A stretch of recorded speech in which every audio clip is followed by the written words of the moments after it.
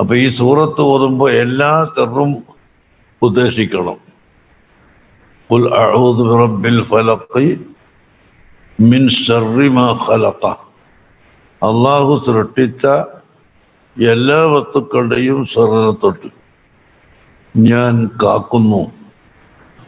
ഫലക്കിന്റെ റബ്ബിനെ കൊണ്ട്. ഫലക്ക് എന്ന് പറഞ്ഞാൽ സുബഹി എന്നാണ് അതിൻ്റെ അർത്ഥം. അത് അള്ളാഹു ചെയ്ത ഒരു നിഅമത്താണ് ഫലക്ക് എന്ന് പറയുന്നത്.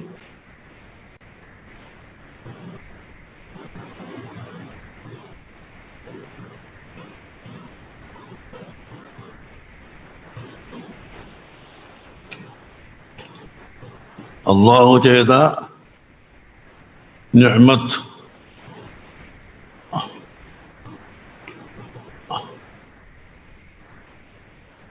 രാത്രി ഇരുട്ടായി നേരം വെളുക്കുമ്പോൾ സൂര്യൻ ഉദിച്ചു, വെളിച്ചം വരുന്നു.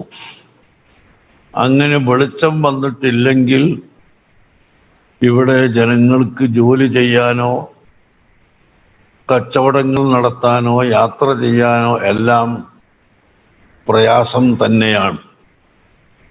അതുകൊണ്ട് കച്ചവടത്തിനും കൃഷിക്കും മറ്റ് തൊഴിലുകൾക്കും എല്ലാം അനുയോജ്യമായ നിലക്ക് പകലിനെ അല്ലാഹു തആല വെച്ചു. ആ പകൽ ഉണ്ടാകുന്നത് സൂര്യൻ ഉദിച്ചുകൊണ്ടാണ്. ആ അനുഗ്രഹം മനുഷ്യൻ ഓർക്കാൻ വേണ്ടിയാണ് ഖുൽ അഊദു ബിറബ്ബിൽ ഫലഖ് എന്ന് പ്രത്യേകമായി പറഞ്ഞിട്ടുള്ളത്. ഈ കാവൽ എല്ലാ മനുഷ്യന്മാർക്കും വേണം. ഇപ്പോ സിഹ്ർ ഉണ്ടാകുമെന്നുള്ളത് ആർക്കും സംശയം ഇല്ല. ബഹുമാനപ്പെട്ട ഇമാം സാവി പറയുന്നു, ഖിയാമിദ് ദലീലി അലാ സുബൂത്തി സിഹ്രി ബിഇജ്മാഇ സ്വഹാബ വഇസ്മതിഹി സ്വല്ലല്ലാഹു അലൈഹി വസല്ലം വജമീഇൽ അംബിയാഇ വസിദ്ഖിഹിം ഫീമാ യുബല്ലിഗൂനഹു അനില്ലാഹ്.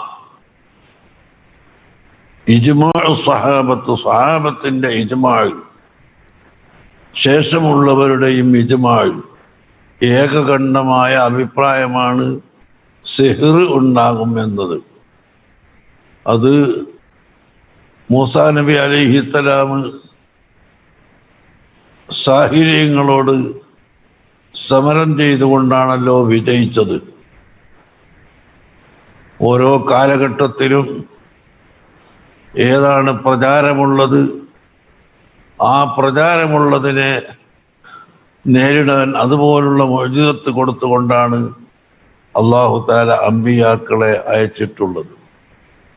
മൂസാ നബി അലൈഹിസ്സലാമിനെ അയക്കുമ്പോൾ രാജ്യത്ത് മുഴുവനും വലിയ സാഹിര്യങ്ങളായിരുന്നു, ആഭിചാര പ്രവർത്തകരായിരുന്നു. സിഹ്ർ ചെയ്യാന്ന് പറഞ്ഞാൽ സംഗതി അതൊരു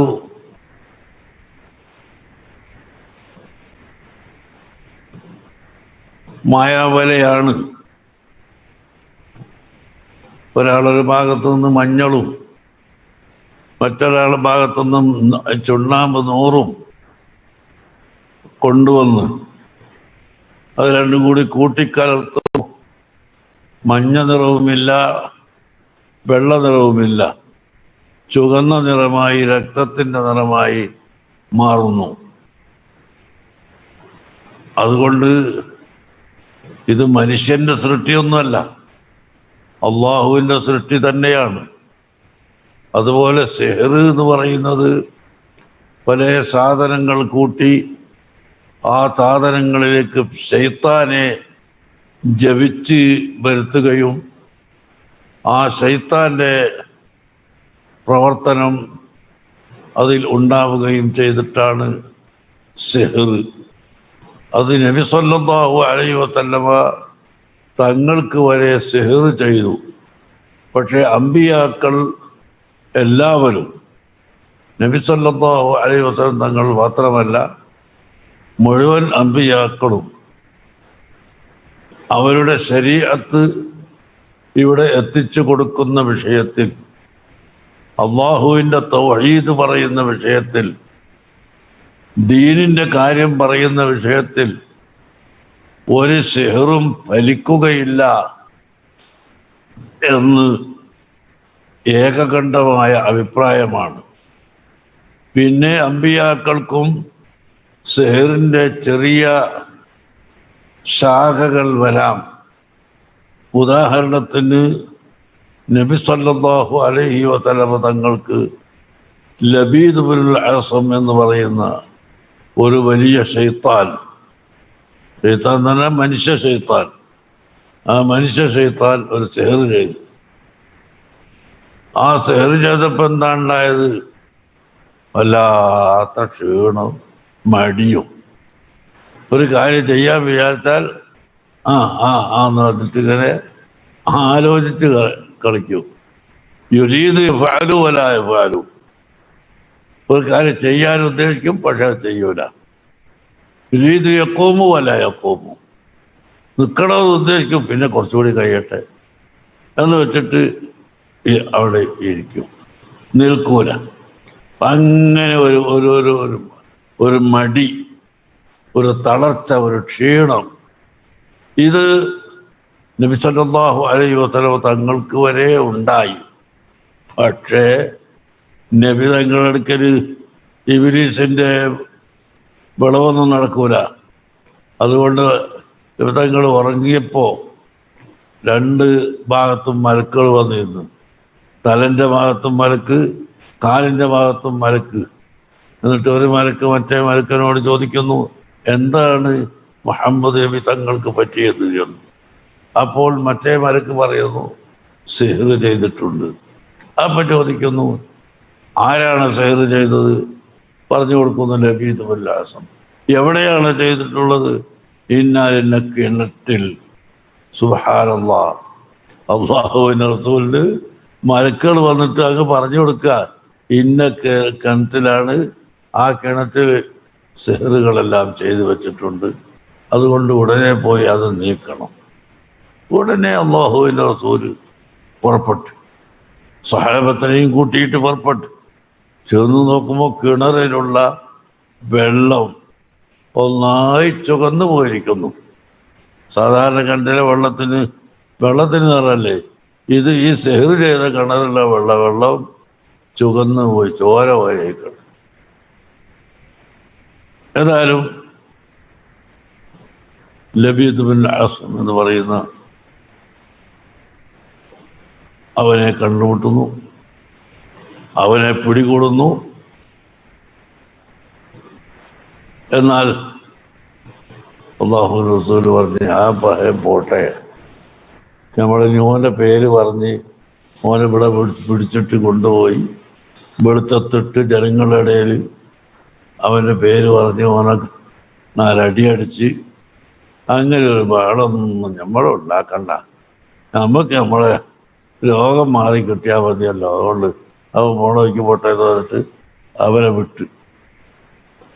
ഈ സിഹ്ർ ചെയ്ത കുറേ സാധനങ്ങൾ, ഈത്തപ്പന, മട്ടലിൽ നിന്നെടുക്കുന്ന ചകിരിത്തുമ്പുകൾ, അതുപോലെ ഈത്തപ്പനയുടെ ചകിരി, അതേപ്രകാരം നൂല്, ഇങ്ങനെ കുറേ സാധനങ്ങൾ കൂട്ടി ശൈത്താനെ സേവിച്ച്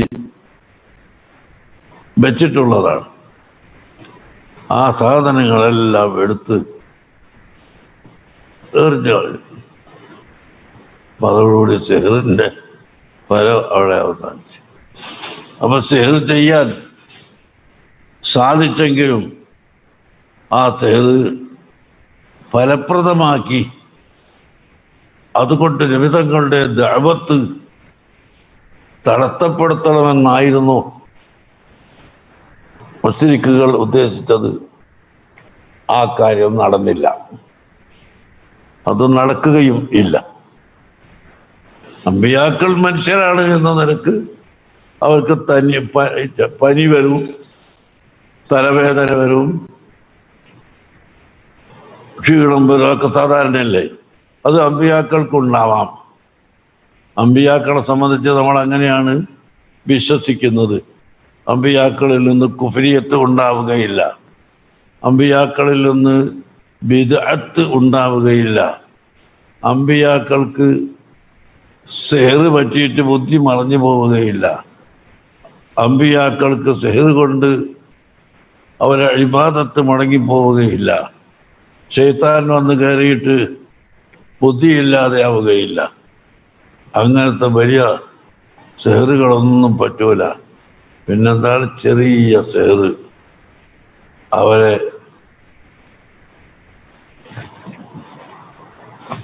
ചെറിയ സെഹർ ഉണ്ടാകാം. നേരത്തെ പറഞ്ഞതുപോലെ പോകണമെന്ന് ഉദ്ദേശിക്കും പോകണ്ടെന്ന് തോന്നും, ഇരിക്കണമെന്ന് ഉദ്ദേശിക്കും ഇരിക്കണ്ടെന്ന് തോന്നും. അങ്ങനെ ഒരു കാര്യം ചെയ്യണമെന്ന് തോന്നിയാൽ പിന്നെ അത് ചെയ്യണ്ടെന്ന് തോന്നിയിട്ട് അതിൽ നിന്ന് പിന്മാറിക്കളയും. അങ്ങനെയുള്ള ചെറിയ ഒരു മടി, ആ മടി പോലത്തെ കാര്യങ്ങളെ സെഹർ കൊണ്ട് ഉണ്ടാകാൻ പാടുള്ളൂ. അതുണ്ടായി. അപ്പോഴാണ് ഈ ആയത്തിറങ്ങുന്നത്. ഖുൽ ऐ महबूब आप फरमाइए अऊज़ु मैं हिफाजत करता हूँ बिरब्बिल फलक़ी, फलक का रब से मैं इस्तिआदत करता, मिन शर्रि मा खलक़ा, അല്ലാഹു തആല പടച്ച എല്ലാ സാധനത്തിൻ്റെ ഷർറിനെ തൊട്ടും ഞാൻ കാവൽ ചോദിക്കുന്നു. ഖുൽ അഊദു ബിറബ്ബിൽ ഫലഖ് മിൻ ശർരി മാ ഖലഖ്.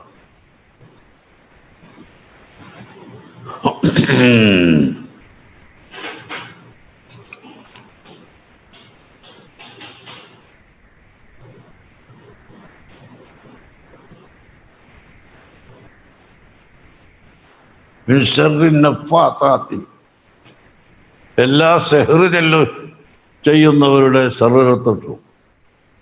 പ്രത്യേകം പറയാം, സെഹ്റ് ചെയ്യുന്നവർ ഇങ്ങനെ നൂല് എടുത്തിട്ട് ആ നൂലിൽ ശൈത്താൻ്റെ പേര് പറഞ്ഞിട്ട് ഫൂ ഫൂ ഫൂ പറഞ്ഞിട്ട് ഊതുകയും അവിടെ കെട്ടുകെട്ടുകയും ചെയ്യും.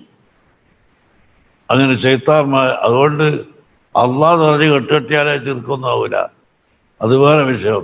ഇവര് സെഹ്റ് ചെയ്യാൻ വേണ്ടി ശൈത്താൻ്റെ പേര് പറഞ്ഞ് ശൈത്താനെ വിളിച്ച്, ജിന്ന് കാഫിറായ ജിന്നിനെ വിളിച്ച് അവരൊക്കെ വിളിച്ചുകൊണ്ട് അവരെ പേര് പറയുകയും അവരെ കൊണ്ട് സഹായം തേടുകയും ചെയ്തിട്ട് സെഹ്റ് ചെയ്യുന്ന ആളുകൾ.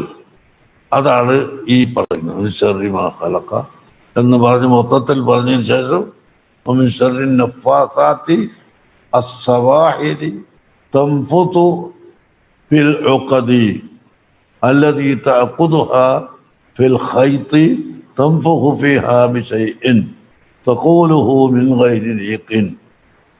قال الزمخشري معه كبنات لبيد المذكور.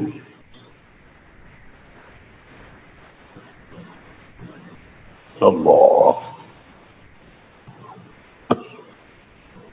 ശിർക്ക് കഴിഞ്ഞാൽ ഏറ്റവും വലിയ കടുത്ത തെറ്റാണ് സെഹ്റ്. സെഹ്റിനേക്കാൾ തെറ്റുള്ള മറ്റൊന്ന് ഇല്ല. ശിർക്ക് കഴിഞ്ഞാൽ പിന്നെ ഏറ്റവും വലിയ തെറ്റ് സെഹ്റ് ചെയ്യലാണ്. കാരണം സെഹ്റ് ചെയ്യുമ്പോൾ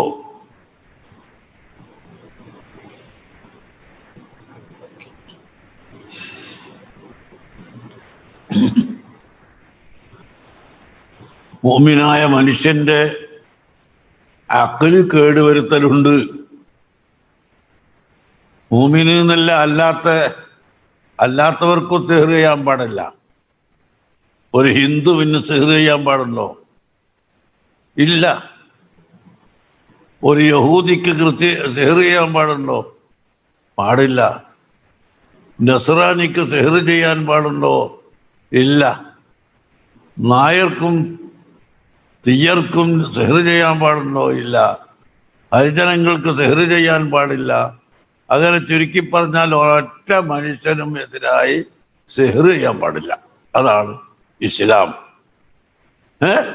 സിഹർ ചെയ്തിട്ട് അവനങ്ങ് ചത്തുപോട്ടെ, അല്ലെങ്കിൽ അവൻ്റെ മുതൽ നശിച്ചുപോകട്ടെ, അവൻ രോഗിയായി പോകട്ടെ എന്നൊക്കെ ഉദ്ദേശിച്ചിട്ട് സിഹർ ചെയ്യുക എന്നത് സബ്ഉൽ മൂബിഖാ, മനുഷ്യനെ ഹലാക്കാക്കി കളയുന്ന, മനുഷ്യനെ നശിപ്പിച്ച് കളയുന്ന ഏറ്റവും വലിയ കുറ്റങ്ങളിൽ അതിൻ്റെ ഒന്നാം സ്ഥാനത്തുള്ള കുറ്റമാണ്.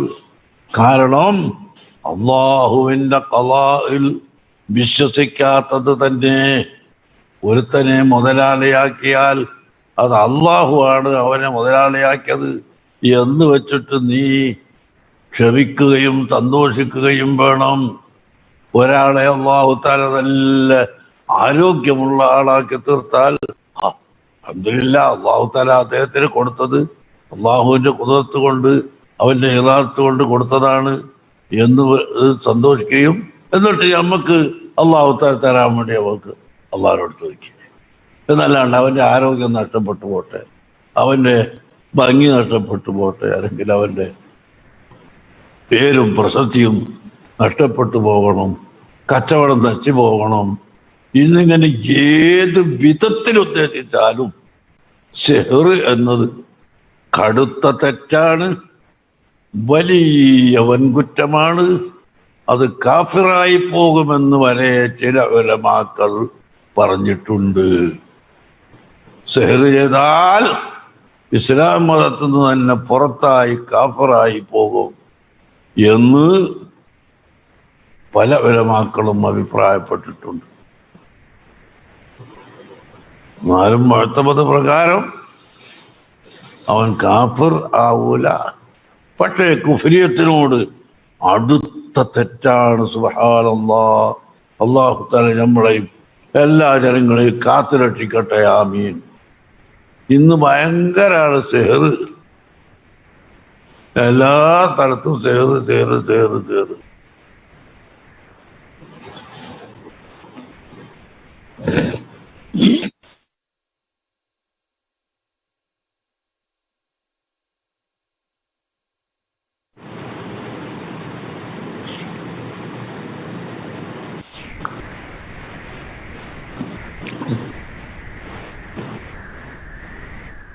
ചില ചികിത്സാരികള് വെറുതെ പറഞ്ഞു കൊടുത്തിട്ട് സാധുക്കളെ ഒസ്വാസാക്കുകയും ചെയ്യും. സിഹറുണ്ട് സിഹറുണ്ട്. വലിയ സിഹറൊക്കെ വന്നെങ്കിൽ അപ്പം നമുക്ക് നോക്കാം ചികിത്സാരികളെ. അതിൻ്റെ മുമ്പ് നമ്മൾ ഈ സൂറത്ത് നല്ലോണം അങ്ങോട്ട് ഓതുക. അല്ലാഹു തആല സൂറത്ത് ഇറക്കി തന്നത് അതിനാണ്. ഇതിന് സിഹർ തടയാൻ ഖുൽ അഊദു ബിറബ്ബിൽ ഫലഖി മിൻ ശർരി മാ ഖലഖ വമിൻ ശർരി ഗാസിഖിൻ ഇദാ വഖബ് വമിൻ ശർരി നഫ്ഫാസാതി ഫിൽ ഉഖദ് വമിൻ ശർരി ഹാസിദിൻ ഇദാ ഹസദ്. ഇതൊരു 10 വട്ടം ഓതി നോക്ക് നിസ്കാരത്തിന്റെ ശേഷം. ഇനി 10 ഇല്ലേ, ഒരു 5 ഓതിക്കോ, അതുമില്ലെങ്കിൽ 3 ഓതിക്കോ. അങ്ങനെ 3 വട്ടം എല്ലാ നിസ്കാരത്തിന്റെ ശേഷവും ഖുൽ അഊദു ബിറബ്ബിൽ ഫലഖ് മിൻ ശർരി മാ ഖലഖ വമിൻ ശർരി ഗാസിഖിൻ ഇദാ വഖബ് വമിൻ ശർരി നഫ്ഫാസാതി ഫിൽ ഉഖദ് വമിൻ ശർരി ഹാസിദിൻ ഇദാ ഹസദ്. ഖുൽ അഊദു ബിറബ്ബിൻ നാസ് മലിക്കിൻ നാസ് ഇലാഹിൻ നാസ് മിൻ ശർരിൽ വസ്വാസിൽ ഖന്നാസ് അല്ലദീ യുവസ്വിസു ഫീ സുദൂരിൻ നാസ് മിനൽ ജിന്നത്തി വന്നാസ്. ഈ 2 സൂറത്ത് ഞങ്ങോട്ട് ഓദിക്കോ. ഒരു 5 പ്രാവശ്യം ഓദിക്കോ, 10 പ്രാവശ്യം ഓദിക്കോ, എത്രയെങ്കിലും പ്രാവശ്യം ഓദിക്കോ. കഴിയുന്നത്ര ഓത. ഏറ്റവും ചെറിയതൊരു 30 പ്രാവശ്യം കയറും. നിസ്കാരത്തിൻ്റെ ശേഷം കൊണ്ട് ഓദിക്കോ. എല്ലാ പണ്ടാരടക്കുന്ന സിഹറും പോവും, എല്ലാ സിഹറും നശിച്ചു പോവും ഇൻഷാ അല്ലാഹ്. എന്ന് പറഞ്ഞിട്ട് എല്ലാ ആളെടുക്കൽ ഇങ്ങനെ വണ്ടി അവസാനം ഒന്നുമില്ലാണ്ട് ഭ്രാന്തനായിട്ട് മാറും. അതിന് പകരം നന്നായിട്ട് ഫാത്തിഹ, ഇഖ്ലാസ്, പിന്നെ ഈ 2 സൂറത്ത് മുഅവ്വിദത്തൈനി, ഖുൽ റബ്ബിൽ ഫലഖ്, ഖുൽ റബ്ബിൻ നാസ്, ഇതൊരു 3 പ്രാവശ്യം ഏറ്റവും ചുരുങ്ങിയത് നിങ്ങളെല്ലാവരും നിസ്കാരത്തിൻ്റെ ശേഷം ഓതണം. എന്നാൽ ഇൻഷാ അള്ളാഹ് എല്ലാ സിഹറുകളും, ചെറിയ തരത്തിലുള്ള മിക്ക സിഹറുകളും അതുകൊണ്ട് ബാത്തിലായി പോകും, നഷ്ടപ്പെട്ടു പോകും. അള്ളാഹു നമ്മളെ ഈമാൻ സലാമത്താക്കി തരട്ടെ. അള്ളാഹു നമ്മളെ ഈമാൻ സലാമത്താക്കി തരട്ടെ. എല്ലാ സാഹചര്യങ്ങളെയും ലക്ഷ്യം നമ്മളെ ഈമാൻ നശിപ്പിക്കലാണ്. ആ കൂട്ടത്തിൽ നിന്ന്, ഈമാൻ നശിച്ചു പോകുന്ന കൂട്ടത്തിൽ നിന്ന് അള്ളാഹു നമ്മളെ രക്ഷപ്പെടുത്തും.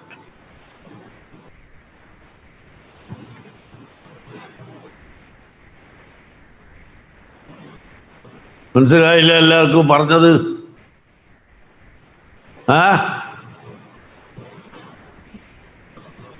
മനസ്സിലായി. വെറുതെ ഫലക്കും നാസും നല്ലോണം ഓതുക. ഫാത്തിഹയും ഇഖ്ലാസും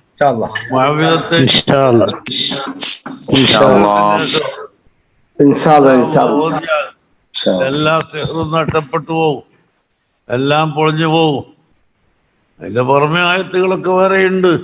ഖാല മൂസാ മാ ജിഇതും ബിഹി സിഹ്ർ ഇന്നല്ലാഹ സയബ്തിലുഹു ഇന്നല്ലാഹ ലാ യുസ്ലിഹു അമലൽ മുഫ്സിദീൻ വഖാല മൂസാ ഇന്നി ഉദ്തു ബിറബ്ബി വറബ്ബിക്കും മിൻ കുല്ലി മുതകബ്ബിരിൻ ലാ യുമിനു ബിയൗമിൽ ഹിസാബ്. മൂസാ നബി പറഞ്ഞത് ഖുർആനിലുണ്ട്. അങ്ങനെയുള്ള പല ആയത്തുകളുണ്ട്. ആ ആയത്തൊക്കെ അറിയെങ്കിലും ഓതാ, ഇല്ലെങ്കിലും 3-4 സൂറത്ത് അറിയാത്തവരാരുമില്ലല്ലോ. ഫാത്തിഹ, ഖുൽ ഹുവല്ലാഹു അഹദ്, ഖുൽ ഫലഖ്, ഖുൽ റബ്ബിൻ നാസ്, ഈ 4 സൂറത്ത് അറിയാത്തവരാരുമില്ലല്ലോ.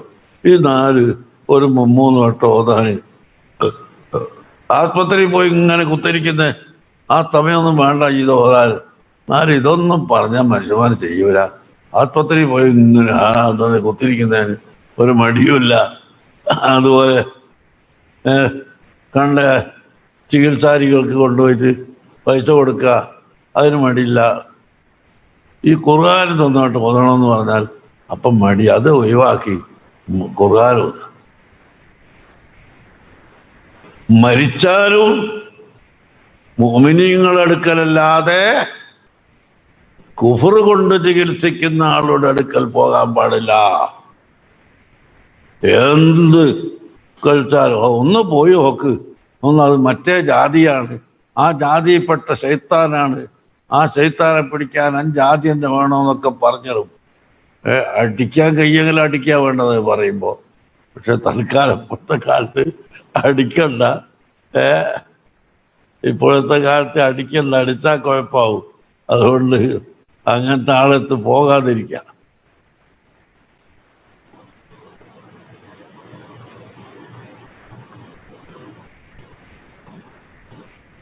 അല്ലാഹ്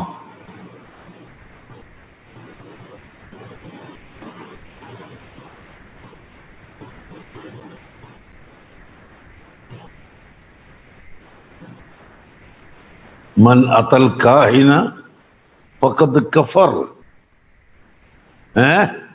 ഈ ശൈത്താനെ വിളിച്ചിട്ട് ശൈത്താനെ കൊണ്ട് സഹായം അഭ്യർത്ഥിക്കുകയും ശൈത്താന്റെ പേര് പറയുകയും എന്നിട്ട് ശൈത്താനെ വിളിച്ചിട്ട് വന്നിരിക്കുകയും ചെയ്യുന്ന ആളുകളെടുക്ക പോയാൽ അവൻ കാഫിറാവാൻ അടുത്തുപോയി. കാഫിറാവാനാണ് സാധ്യത. പെട്ടെന്ന് കാഫിറായി പോകാൻ സാധ്യത ഉണ്ട്, ഇസ്ലാമിൽ നിന്ന് പുറത്തു പോകാൻ സാധ്യത ഉണ്ട്. അതുകൊണ്ട് ഒരിക്കലും ഈ ആളെടുക്ക പോകാൻ പാടില്ല.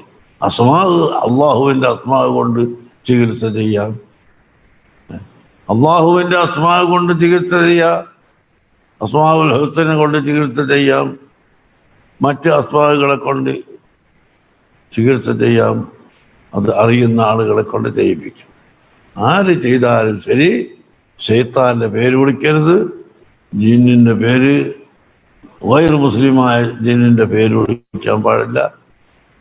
അവരെ വിളിച്ചിട്ട് തൗഹീദ് കൊണ്ടുവരാൻ.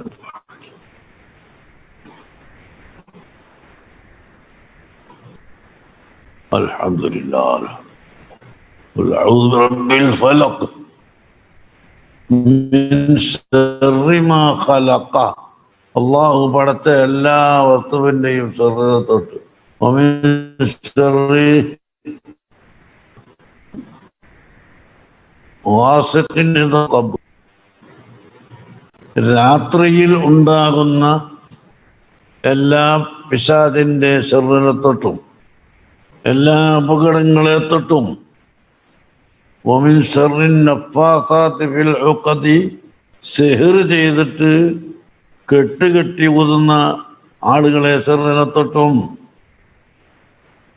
വമിൻ ശർരി ഹാസിദിൻ ഇദാ ഹസദ. പടച്ചോനെ, അതിന്റെ കഥ പിന്നെ പറയേണ്ടതില്ല. ഹസദ് എന്ന് പറയുന്ന സാധാരണ ആരോ പറയാറുണ്ട്. ഹസദിനും പിന്നെന്തിനാ മരുന്നില്ലാന്നറിയ, കഷണ്ടിക്കും മരുന്നില്ലാന്ന. കഷണ്ടിക്ക് മരുന്ന് കണ്ടുപിടിച്ച് യുനാനിയുണ്ട്. കഷണ്ടിക്കാനൊക്കെ മുടിയൊക്കെ പോയി.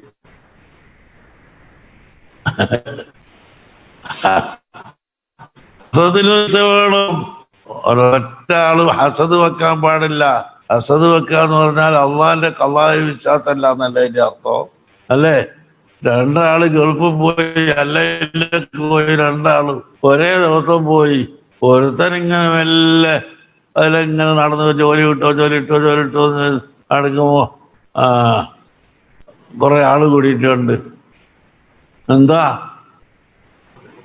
അവിടെ ജോലിക്ക് ആളെടുക്കുന്നുണ്ട്, അവിടെ പോലീസ് സ്റ്റേഷനിലൊക്കെ. ഇവനൊന്നും അറിഞ്ഞുകൂടെങ്കിലും നിങ്ങൾക്ക് എന്താ അറിയാ? എനിക്കെല്ലാ പണിയും അറിയാന്നാണ്. ചെന്ന് തബ്ബാഹായിട്ട് ജോലി ചെയ്ത് അല്ലെങ്കിൽ ഫറാസായിട്ട് ജോലി ചെയ്ത് കുറച്ച് പൈസ കിട്ടി. പിന്നെ ആ പൈസ കൊണ്ട് വേറെ ചെറിയൊരു കച്ചവടം തുടങ്ങി വലിയ മുതലാളിയായി.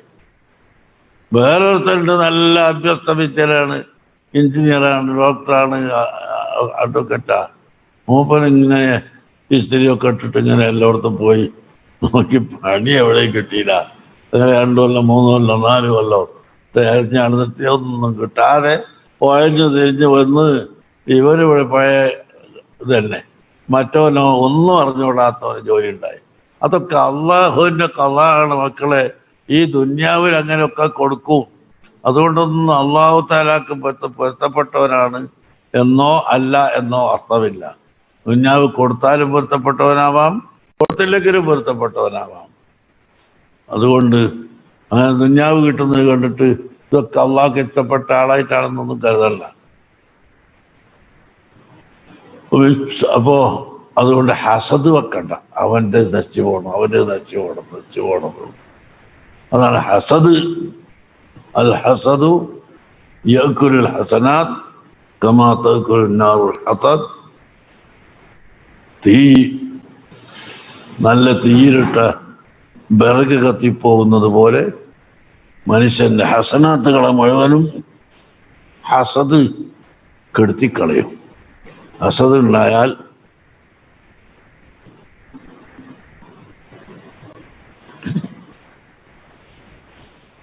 എല്ലാ ഹസനാത്തുകളും നഷ്ടപ്പെട്ടു. അല്ലാഹു തആല ഹസദിനെ തൊട്ടും കിബറിനെ തൊട്ടും എല്ലാം നമ്മളെല്ലാവരെയും കാത്തു രക്ഷിക്കട്ടെ. ആമീൻ. ഇനി സിഹ്ർ ഒരാൾക്ക് ബാധിച്ചു എന്ന് എങ്ങനെ അറിയാൻ കഴിയുന്ന ഒരു ചോദ്യക്കാരന്. അത് തന്നെ നേരത്തെ പറഞ്ഞോണ്ട് മടിയനാവുകയോ ക്ഷീണം വരികയോ ഒക്കെ ചെയ്യുമ്പോൾ സിഹ്ർ ഉണ്ടായിരിക്കാം എന്നൊരു ഊഹം വെക്കുക.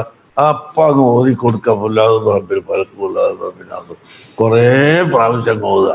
പോണ വഴിക്ക് പോകും സിഹ്ർ.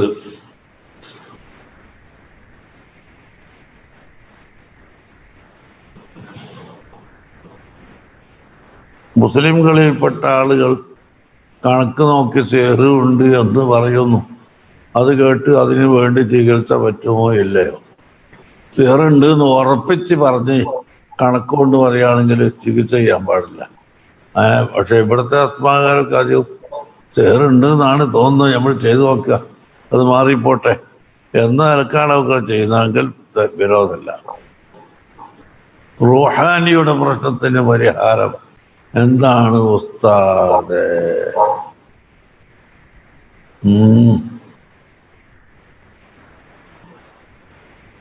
ഇബ്നുൽ ഖയ്യിം അദ്ദേഹത്തിന്റെ തിബ്ബുൻ നബവി എന്ന കിതാബിൽ പറയുന്നു, റൂഹാനി കൂടിയവരോട് പോകാൻ പറയാൻ. നല്ല വലിയ വലിയ വലിയ ആൾക്കാരൊക്കെ പറഞ്ഞൊക്കെ ശൈത്താനോട് പറയാ, ഈ റൂഹാനിനോട് പോകാൻ പറയാ, ഈ ശരീരത്തിൽ നിൽക്കാൻ പാടില്ല. എന്നാലങ്ങ് പോവും. പോണില്ലേ എന്നാ പിന്നെ മന്ത്രിച്ചു തന്നെ. അപ്പോ തലവേദന വരും, അപ്പോ സ്വയം പോവും.